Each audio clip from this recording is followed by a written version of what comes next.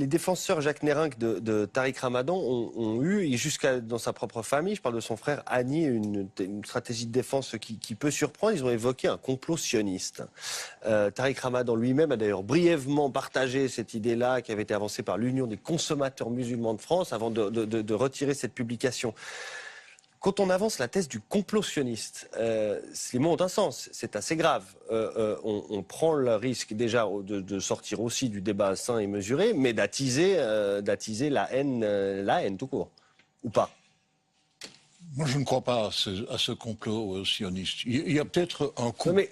C'est peut-être un coup, mais pour moi, c'est un coup politique. Bien plus. Peut-être que quelqu'un en France n'aimerait pas qu'il y ait un parti des musulmans.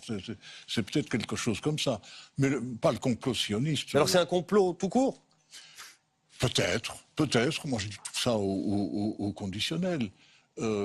Mais ce qui m'inquiète, c'est qu'à travers Tariq Ramadan, qu'il soit représentatif ou qu'il ne soit pas représentatif, on s'en prenne aux musulmans. Et on s'en prend aux musulmans. Je me permets de rappeler ici que dans notre Constitution, nous avons un article qui est discriminatoire à l'égard des musulmans. Il est interdit de construire une mosquée. C'est la honte de la Constitution. Un minaret. Oui, moi je dirais... J'ai vécu, je suis suffisamment âgé pour avoir vu des gens circuler avec l'étoile de David. Et on est, dans ma classe, venu chercher 2 enfants qui étaient cachés dans un pensionnat catholique.